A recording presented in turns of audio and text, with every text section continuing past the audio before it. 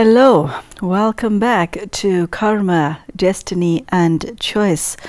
Today we will be looking at an expression that has become quite popular with both young and old, entitled, "It is not good, it is not bad, it just is." The words, "it is what it is commonly used. So we will be looking at what this means under the banner of the understanding of the law of karma. It is my pleasure to be interviewing Sister Denise from the Brahma Kumaris. Hello, it's great to have you back as always. Thank you, Magla. Hello. The title indicates a certain sense of wisdom behind it. However, its applicability makes one grit one's teeth, because most of us are not that wise and not that neutral. In one of the texts that we study in Raj Yoga, it was said, your only problem is you get caught up in good and bad. And that struck a chord with me, and I thought about it long and deep. And also this expression, "it's not good, it's not bad, it just is," was also told to me when I was grappling with a very difficult situation, which was in a normal way something bad.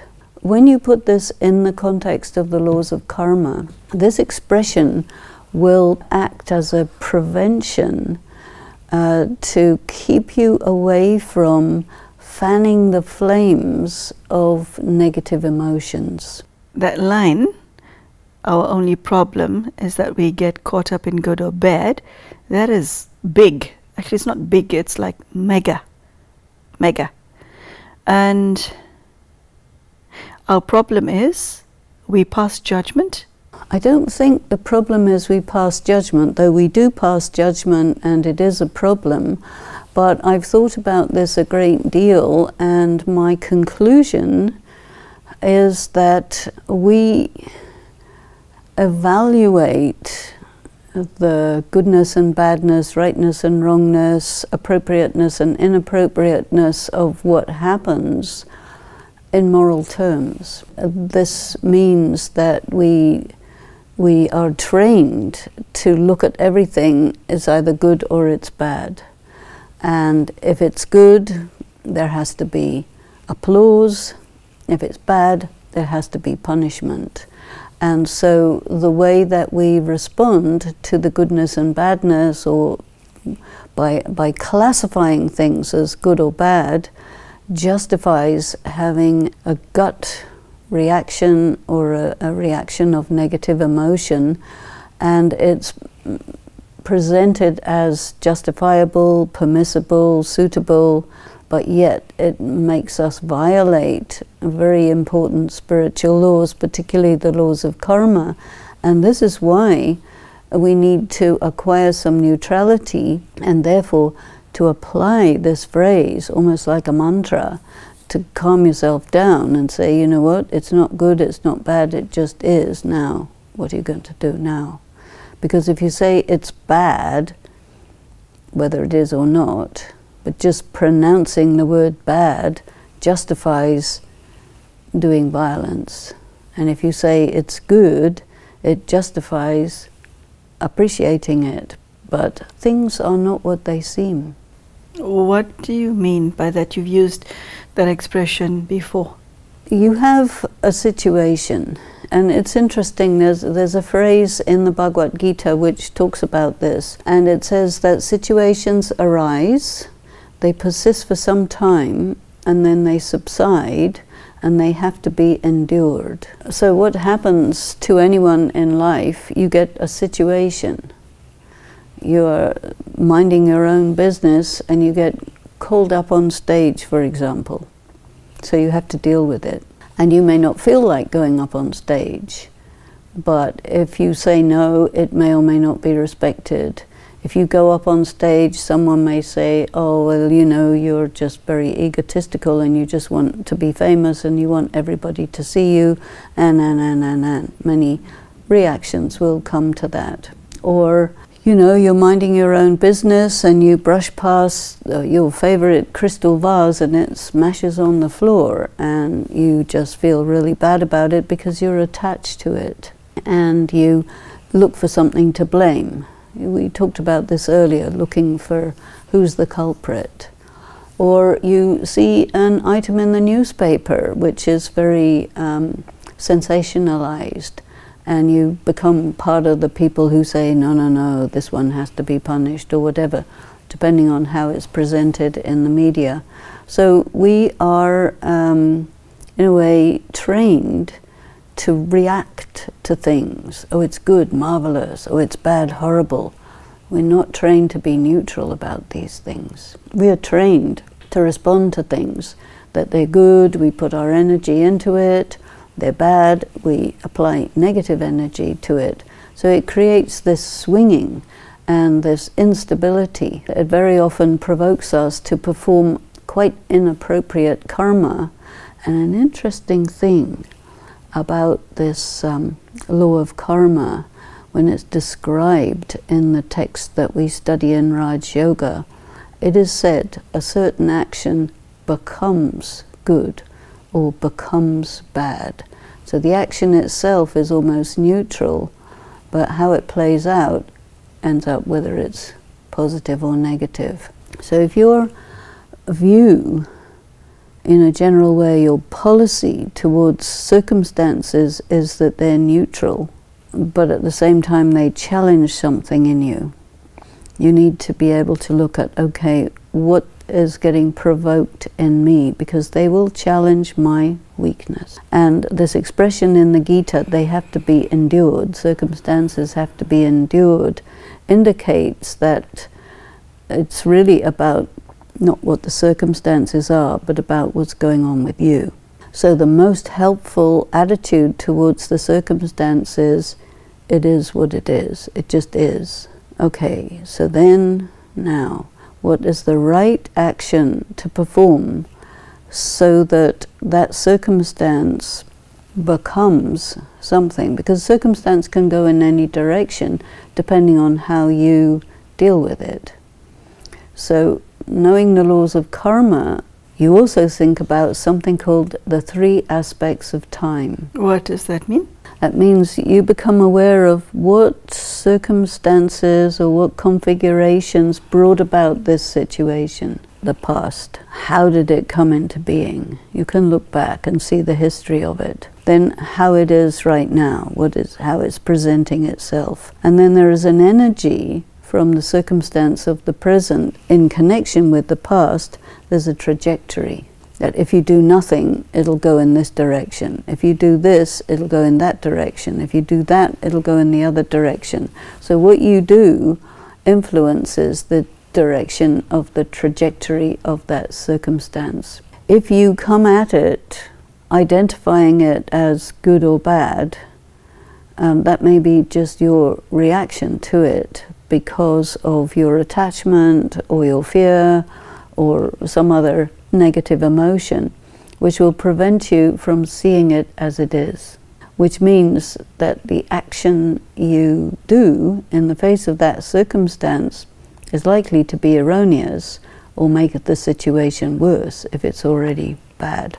How does one shift gear from where we are at right now into passing judgment on ourselves, on things, on people, on situations, as being good, bad, or ugly, to a position of neutrality that reads, it's not good, it's not bad, it is what it is? How does one make that leap? And it's a gigantic leap. In Raj Yoga, we talk about the power of judgment. Which so judgment is a power, evaluation. You can establish in your mind what something is, exactly what it is, and what action is required, having established what that is. You need to be able to judge what's going on here. Judgment is a power because people very often misjudge, or they prejudge. But you have to look at a situation on its merits and look at all the things about that situation, and then you pass judgment. So passing judgment is not bad, passing judgment is good, but passing judgment without evaluating everything is likely to be a misjudgment. And then you would do something which would be calculated to go somewhere, but because you misjudged everything, it goes somewhere else. Accurate judgment. You need to be a good judge of character. So somebody presents themselves as wonderful, marvelous, and fantastic, but they have another agenda. So it's a disguise. You need to know the difference between what's for real and what's a disguise. Because the disguise, the purpose of the disguise is to deceive you. And if you judge that this is a disguise whose purpose is to deceive me, you won't get deceived. But if you judge it on its face value, you will get deceived. That would be a misjudgment. That would be a mistake. Somebody who says, okay, I'm studying the philosophy of karma, I want to be expert in action, thought, word, action, so every action is accurate. I have to be neutral and not propelled into some negative feelings when confronted with this situation or that situation, because there are always going to be provocations, shocks, big surprises. So the first thing is, it's not good, it's not bad, it just is. Okay, now let's see what it is. Taking such a stand, and it is a stand that one chooses to take, requires an incredible strength of character and a few other 100 virtues. How do you get there? And where do you draw that energy from? Because what you said is not at all ordinary. It's exceptional. When a person begins a practice of spirituality with a study which includes very big attention to the philosophy of karma, and it's applied as the days go by in every situation in your life, and you're observing the world over the course of many years, you do acquire these skills, but they take time. If a person has decided that this is really important, you made it a central focus of your life, you have a good chance to be really skilled and develop that extraordinary ability.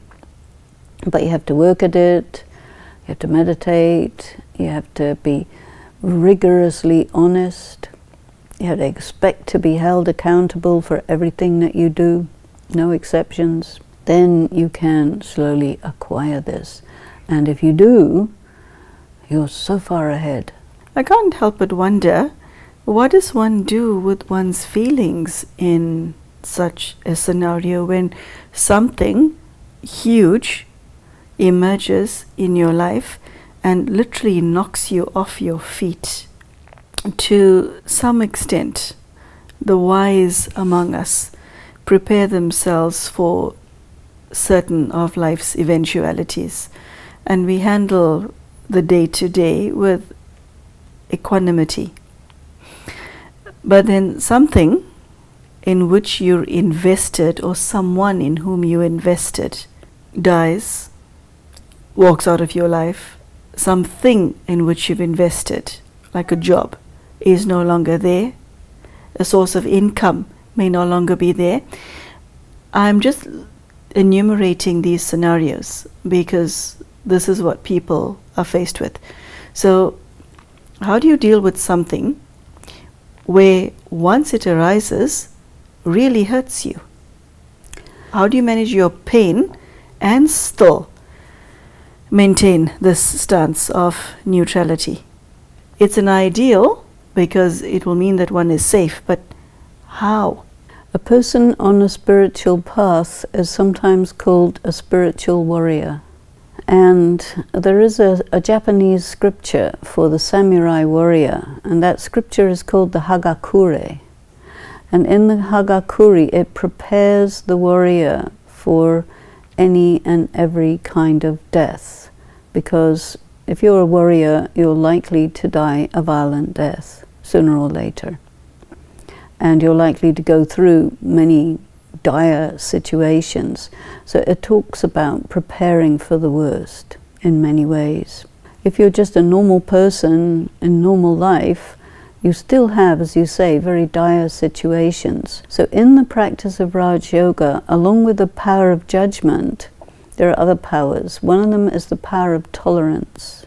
One of them is the power of accommodation. And these two powers are slowly accumulated through your practice of meditation and your application of the concepts and ideas that are studied.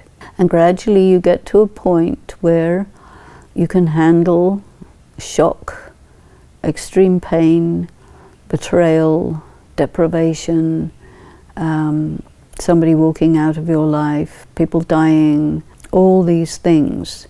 You learn through daily practice where something big or small will be coming, and you practice applying these powers, you get good at it. But like anything, it's acquired over time. We covered the external scenarios that one faces. Given the fact that each of us has a myriad of weaknesses, broad spectrum weaknesses, vices, etc., how does one manage that? Do you look at your own dark side and say, this is not good or bad, it just is what it is? Exactly. How, Sister Denise? How?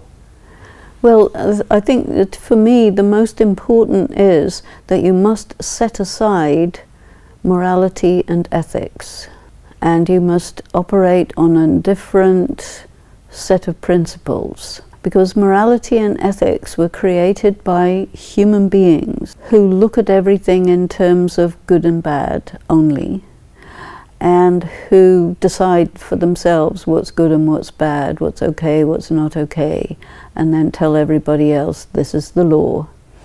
And then they look at people, you're either a male or a female, so there's a different law for males and a different law for females. And once you get onto a practice of authentic spirituality, you cannot afford to operate by morality and ethics. You need to operate by the laws of karma, which are not invented by anybody.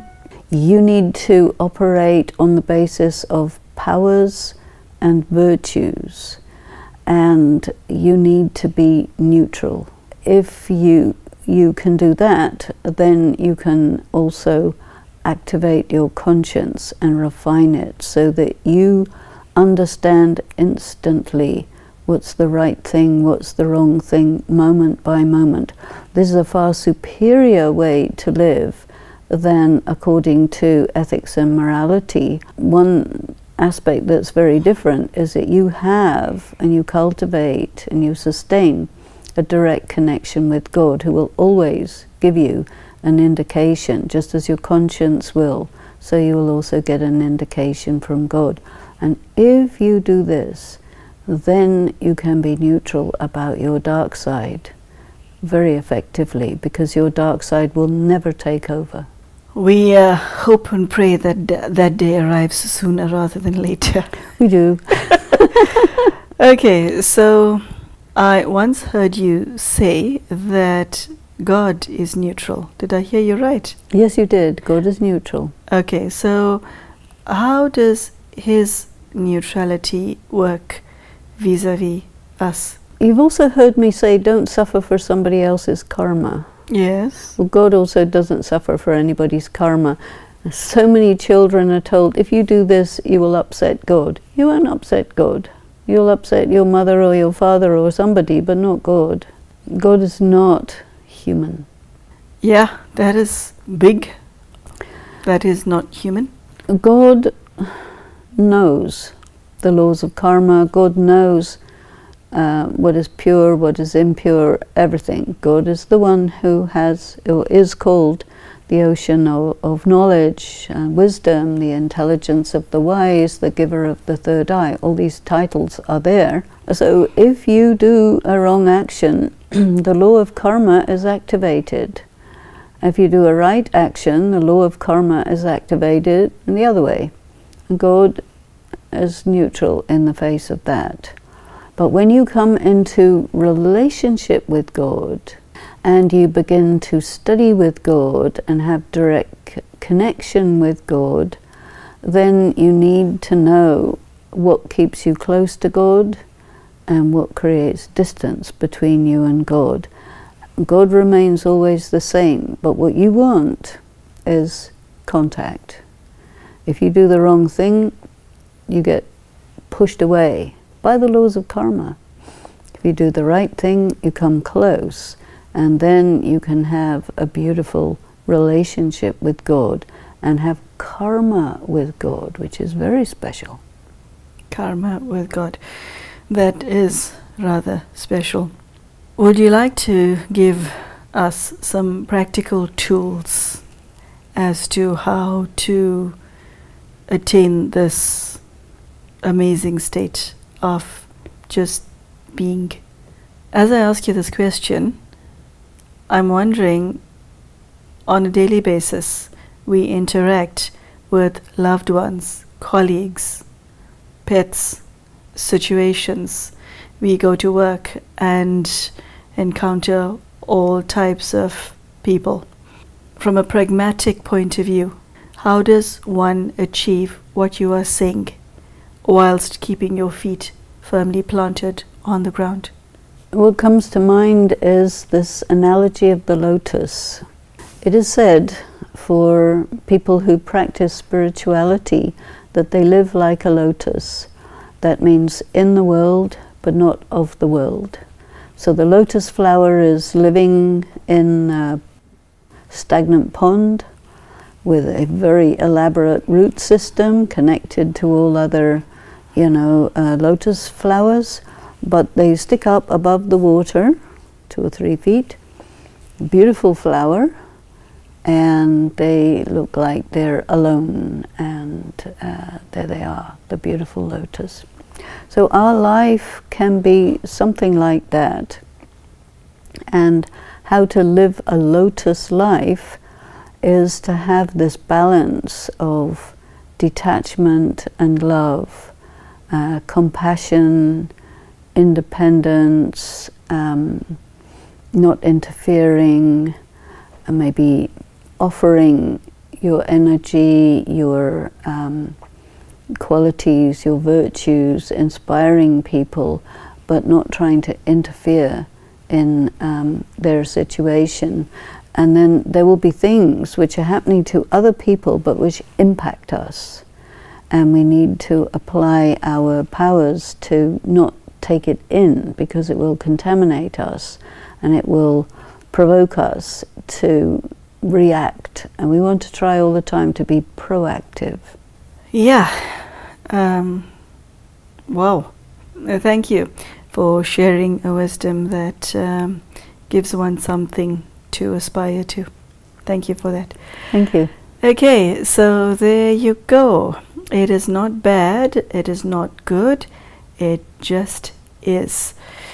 I wonder whether you can spend some time by yourself and reflect on what this means to you, and whether this is a practice that you could consider taking up in your own life. And as Sister Denise was speaking, what came to mind is that this attitude of neutrality is such a safe way to be, karmically safe.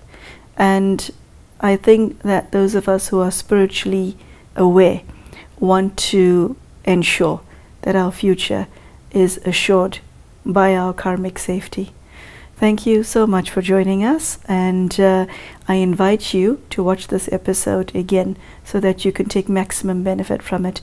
Thank you, Sister Denise. Many blessings, and many blessings to you at home as well. Take care and cheers.